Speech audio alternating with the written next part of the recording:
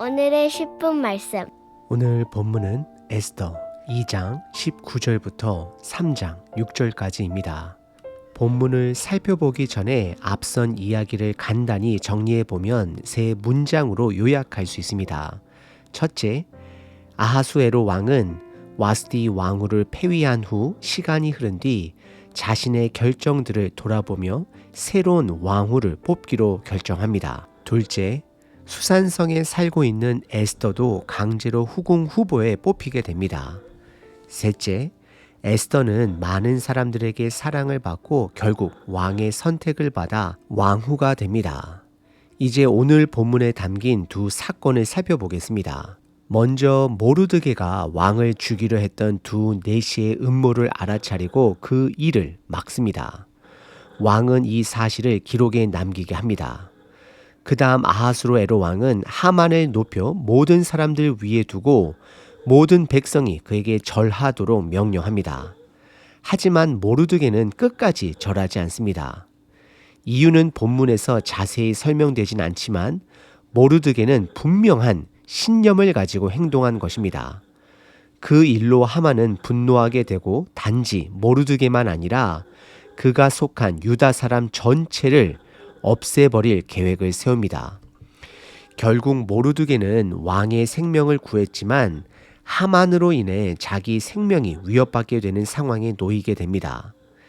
이 본문을 통해 우리가 주목하고 싶은 건 모든 사건을 하나님의 시선으로 바라보는 것입니다. 우리도 살다 보면 이유를 알 수 없는 일을 겪습니다. 억울하고 이해되지 않는 순간도 있습니다. 하지만 그 순간 속에서도 하나님은 여전히 일하고 계십니다. 우리가 지금 당장 이해하지 못한다 해도 하나님의 시간 속 그 카이오스 속에는 모든 것이 분명해지는 때가 오기 때문입니다. 하나님의 시간, 즉 카이로스를 믿는다는 건 단순히 언젠간 좋아지겠지라고 생각하는 게 아닙니다. 지금 이 순간에도 하나님이 일하고 계시다는 걸 믿고 그분의 때를 신뢰하는 태도입니다.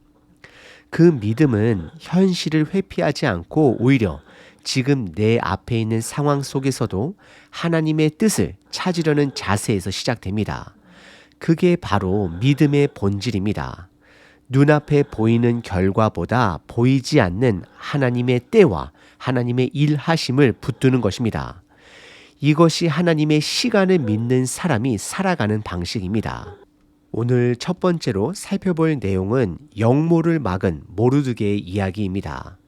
본문은 에스더 2장 19절부터 23절까지입니다. 19절을 보면 아하수에로 왕이 다시 후궁 처녀들을 모으기 시작합니다. 그때 모르드게는 대궐문에 앉아 있었던 것으로 기록되어 있습니다. 대궐문에 앉았다라는 표현은 모르드게가 왕궁의 행정적인 역할을 맡고 있었음을 보여주는 것입니다. 20절에서는 에스더가 왕후가 된 뒤에도 여전히 모르드게의 지시에 따라 자신이 유다 사람이라는 사실을 숨기고 있음을 확인할 수 있습니다. 그리고 21절 어느 날 모르드게가 대궐 문에 앉아 있을 때 문을 지키던 왕의 내시 두 사람 빅단과 데레스가 이 왕에게 원한을 품고 암살을 꾸미는 소리를 듣게 됩니다. 이 사실을 알게 된 모르드게는 곧바로 왕후 에스더에게 이 소식을 전합니다. 22절에서 에스더는 이 내용을 모르드게의 이름으로 왕에게 보고합니다. 23절에 보면 조사가 이루어졌고 사실로 확인되어 두 사람은 나무에 달려 처형당하게 됩니다. 그리고 이 일은 왕 앞에서 궁중일지에 기록됩니다. 왕의 생명을 구한 일이지만 모르드게는 그 상황에서 어떤 포상도 받지 못합니다. 당시 상황으로만 보면 드문 일입니다. 하지만 성경은 그 이유를 따로 설명하지 않습니다. 다만 우리는 이 사건 속에서 하나님의 시간을 보게 됩니다. 당장은 아무 일도 일어나지 않지만 나중에 왕이 이 일을 기억하게 됩니다. 그 기억을 통해 하나님은 모르드게의 일을 사용하십니다. 우리 삶도 마찬가지입니다. 우리가 하는 모든 선한 일은 보상을 기대하고 하는 것이 아닙니다. 그 일이 하나님의 시간 속에서 쓰임받는 것, 그게 더 중요한 것입니다. 두 번째 이야기는 에스더 3장 1절부터 6절까지입니다. 1절에 보면 그 후에 라는 말이 나오는데 이건 바로 모르드게 덕분에 왕의 생명을 건졌던 사건 이유를 말하는 것입니다. 그리고 그 시점에서 드디어 에스더서의 빌런 하만이 등장합니다. 하만은 아각 사람 함무다다의 아들이고 아각은 아말렉 족속의 왕입니다. 우리는 이 하만이 아말렉 사람이라는 사실에 집중할 필요가 있습니다. 왜냐하면 아말렉은 하나님께 저주받은 민족이기 때문입니다. 출애굽기 17장에서 하나님은 내가 아말렉을 기억에서 지워버리겠다라고 선언하십니다.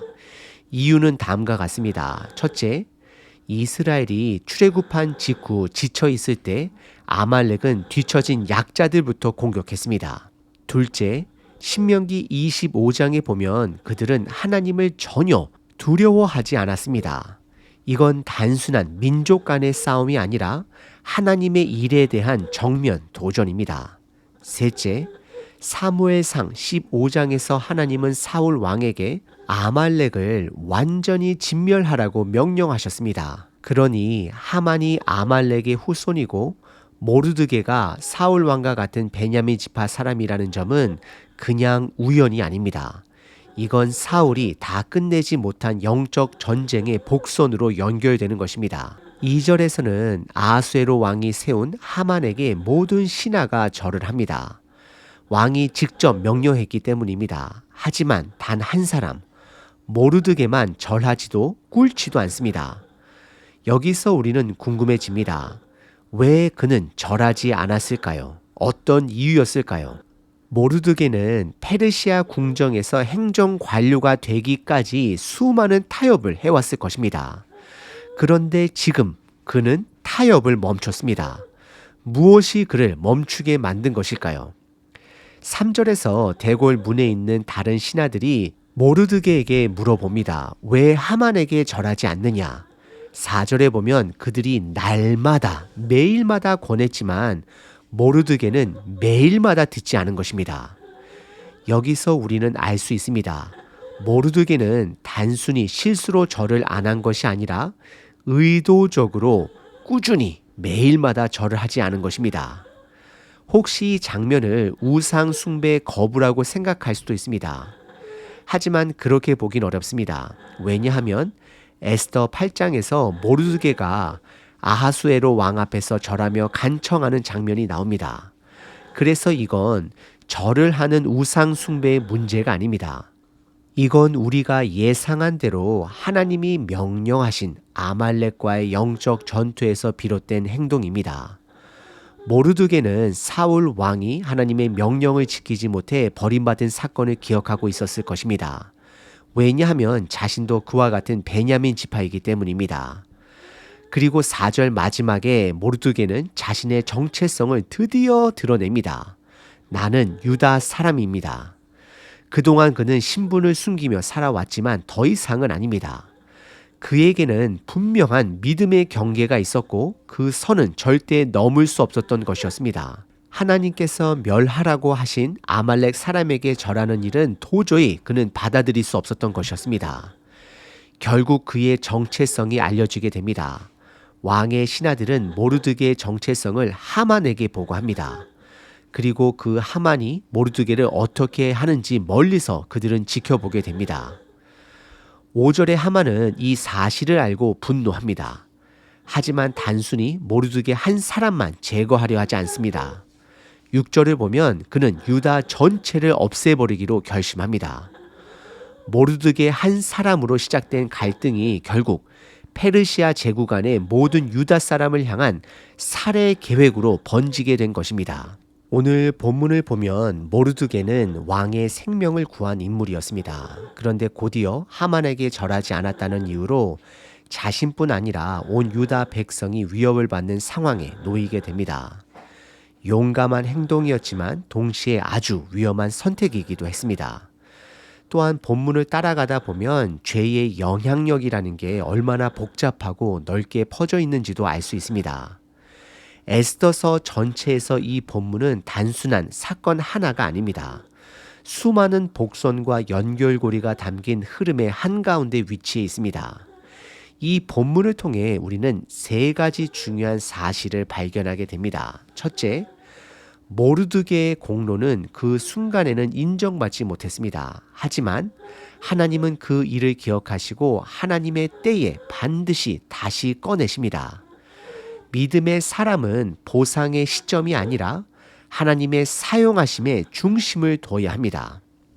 둘째, 모르드게의 선택은 단지 개인의 고집이 아니었습니다. 그는 아말렉의 후손 하만에게 절하지 않으므로 하나님의 명령과 자신의 정체성을 붙잡았습니다. 비록 지금까지 많은 타협 속에 살아왔더라도 그가 넘어설 수 없었던 믿음의 경계선은 분명했습니다. 이 모습은 다니엘의 결단과도 연결됩니다. 모르드게는 세상의 자리에 올랐지만 하나님이 금하신 대상 앞에서는 멈출 줄 알았습니다. 그의 행동은 단지 한 사람의 자존심이 아니라 역사 속 영적 전쟁의 흐름을 따라가는 것이었습니다. 셋째, 우리는 본문을 통해 신앙의 본질이 무엇인지 다시 묻게 됩니다. 우리는 때론 사소한 규칙엔 민감하면서 더 본질적인 믿음의 부분에는 무관심할 수 있습니다. 예수님께서 마태복음 23장에서 말씀하셨듯 하루살이는 걸러내고 낙타는 삼키는 삶이 우리에게도 있을 수 있습니다. 그렇기에 오늘 본문은 우리로 하여금 질문하게 합니다. 왜 모르드게의 공로는 바로 보상받지 못했을까? 왜 하만은 갑자기 총리 자리에 오르게 되었을까? 왜 모르드게는 그동안의 타협을 멈추고 갑자기 죽으면 죽으리라는 태도를 가지게 되었을까? 이 모든 퍼즐은 결국 이스라엘의 구원이라는 하나님의 큰 그림 안에 놓여 있습니다. 지금 저와 여러분의 삶도 마찬가지입니다. 지금 현재 이 상황에는 보이지 않은 작은 조각들이 하나님의 시간 속에서 서로 연결될 수 있습니다. 그래서 우리는 두 가지를 반드시 기억해야 합니다. 첫째, 하나님의 때는 결코 늦지 않습니다. 하나님의 시간, 그 카이로스를 신뢰해야 합니다. 둘째, 믿음의 경계선은 때론 우리를 위험하게 만들지만 결국 본질을 지켜내는 길이 됩니다. 지금 저와 여러분에게도 모르드게처럼 지켜야 할 믿음의 선이 있다면 여러분은 어떤 자리를 내려놓고서라도 그것을 붙잡으실 수 있을까요? 매일 성경 한 19분의 감사 고백입니다. 오랜만에 교회의 친한 집사님들과 즐거운 교제의 시간을 가질 수 있게 해주신 것에 감사드립니다. 사랑하는 자녀가 새로운 학교에 잘 적응하고 즐거운 마음으로 학교를 다니게 해주신 것 감사드립니다.